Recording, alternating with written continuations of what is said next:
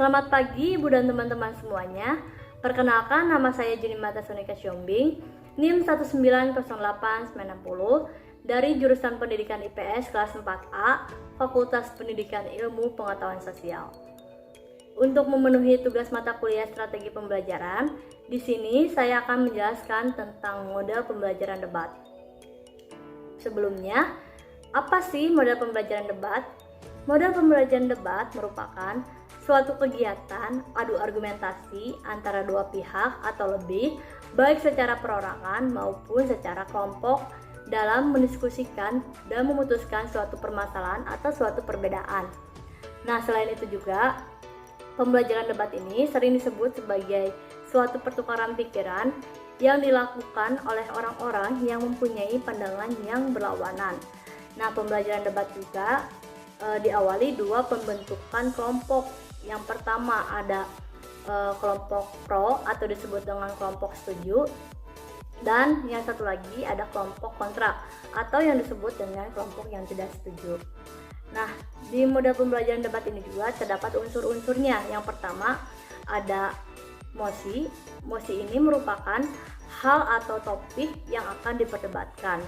Yang kedua ada tim pro. Tim pro ini merupakan tim yang setuju pada topik yang akan diperdebatkan. Yang ketiga ada tim kontra. Tim kontra ini merupakan tim oposisi atau tim yang tidak setuju atau menentang adanya topik yang akan diperdebatkan. Nah, yang ketiga ini merupakan tim netral.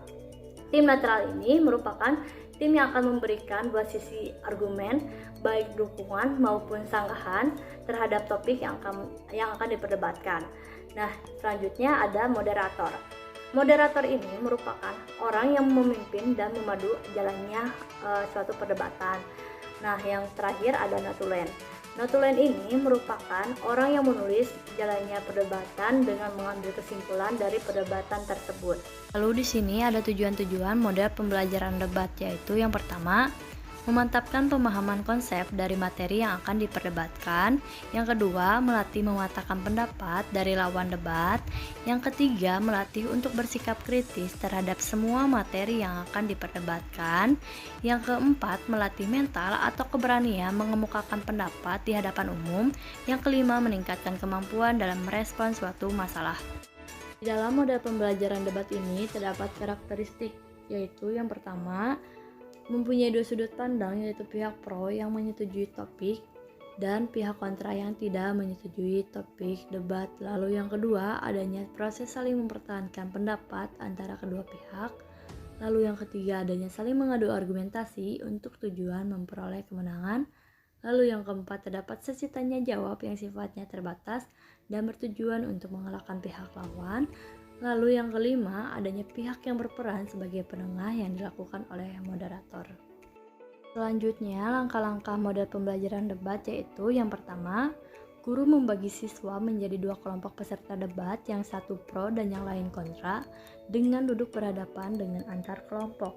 Lalu yang kedua, guru memberikan tugas untuk membaca materi yang akan diperdebatkan oleh kedua kelompok di atas, pro dan kontra. Lalu yang ketiga, setelah selesai membaca materi, guru menunjuk salah satu anggota pro untuk berbicara saat itu. Kemudian setelah selesai ditanggapi oleh kelompok kontra. Demikian seterusnya sampai dengan sebagian besar siswa bisa mengungkapkan pendapatnya. Lalu inti atau ide-ide dari setiap pendapat atau pembicaraan ditulis di papan pendapat sampai mendapatkan sejumlah ide yang diharapkan. Lalu guru menambahkan konsep atau ide yang belum terungkapkan. Lalu, dari data-data yang diungkapkan tersebut, guru mengajak siswa membuat kesimpulan atau rangkuman yang mengacu pada topik yang akan dicapai. Lalu di sini ada contoh dari model pembelajaran debat, berikut cuplikannya.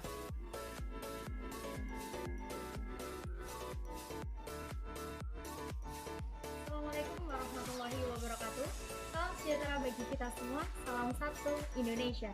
Sebelumnya perkenalkan, nama saya Fatia Oktavianisi, dan pada kesempatan pada pagi hari ini kita akan sama-sama melihat bagaimana keseruan latihan debat bahasa Indonesia di SMK Negeri 2 Tuban.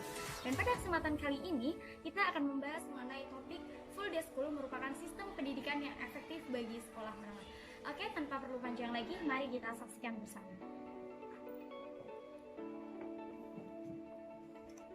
Silakan kepada pihak pro untuk menyampaikan argumentasinya selama 2 menit dimulai dari sekarang. Assalamualaikum warahmatullahi wabarakatuh. Selamat pagi dan salam sejahtera bagi kita semuanya. Salam satu Indonesia. Sebelumnya perkenalkan, nama saya Madiati. Saya disini sebagai tim pro bicara pertama. Kami kelompok A sepakat akan membahas kita pada pagi hari ini di sini berdasari atas 2 argumentasi yang saya hormati.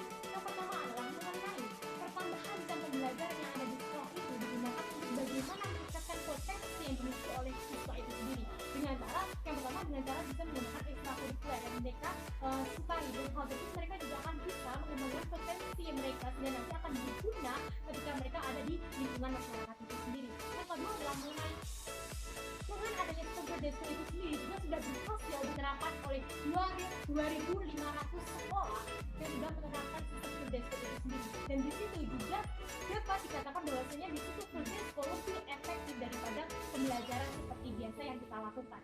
Pada dasarnya Dewan Juri yang saya hormati di sini karena memang kualitas gurunya di situ sudah memadai, sehingga yang harus dilakukan oleh pemerintah adalah bagaimana pemerintah bisa meningkatkan kualitas guru ini melalui pemerataan baik itu di desa maupun di kota, sehingga terjadinya simbiosis mutualisme antara pemerintah dan juga sekolah itu sendiri, sehingga dengan adanya sistem Berdesku ini juga akan bisa lebih efektif lagi apabila memang menjadi pemerataan di seluruh Nusantara. Sehingga Dewan Juri yang saya hormati, sekali lagi saya tekankan di sini, sukses bukan karena mampu atau tidak mampu, tapi sukses karena siap atau tidak siap mengalami perubahan itu sendiri. Demikian dan terima kasih. Ya, kontra menyampaikan argumentasinya selama 2 menit. Selamat pagi rekan-rekan semuanya, selamat pagi Dewan Juri yang saya hormati. Tesis yang cukup menarik disampaikan oleh pihak pro, namun dengan posisi kita pada pagi hari ini, kami tim kontra tidak setuju. Alasan ketidakpersetujuan kami yaitu yang pertama mengenai sarana prasarana. Jika sistem Berdesku dinilai sebagai sistem pendidikan yang paling efektif, namun di sini tidak sesuai dengan realitanya. Jika sistem Berdesku diterapkan, maka juga dibutuhkan penunjangnya yaitu sarana dan prasarana. Kita tahu di Indonesia 75% kualitas layanannya belum memenuhi standar. Nah, jika kemudian sistem Berdesku diterapkan di pelosok-pelosok Nusantara, masih banyak sekali sekolah-sekolah yang belum memenuhi atau memadai sarana prasarana. Dan yang kedua yaitu mengenai para pendidik. Kita tahu ketika sistem Berdesku diterapkan, maka akan terjadi perpanjangan waktu kegiatan belajar mengajar. Dan di sini juga dibutuhkan guru dan para pendidik yang mumpuni dan mampu. Nah, di sini Dewan Juri yang saya hormati, Indonesia menduduki peringkat ke-14 dari ke-14 di negara berkembang. Nah, jika kemudian kita lihat kualitas sumber daya manusia yang ada di Indonesia ini masih rendah, bagaimana mungkin kita bisa menerapkan sistem pendidikan Berdesku ini yang kita katakan efektif? Dewan Juri yang saya hormati, konsep pendidikan yang diutarakan oleh Ki Hajar Dewantoro menyatakan menganalogikan bahwasanya bagaimana kita mampu menjadikan sekolah sebagai suatu taman yang indah dan bagaimana para siswa bisa betah dan mampu untuk melanjutkan kehidupannya di sana.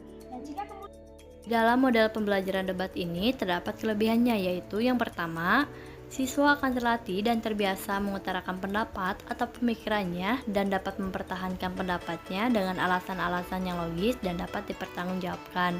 2. Dapat meningkatkan daya kritis siswa dalam berpikir. 3. Dapat meningkatkan kemampuan siswa untuk menyampaikan pendapat di depan banyak orang.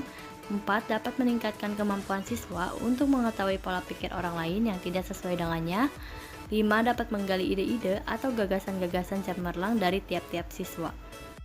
Nah, di dalam model pembelajaran debat ini memiliki kekurangannya, yaitu yang pertama, bahan dari topik yang dibicarakan kurang lengkap.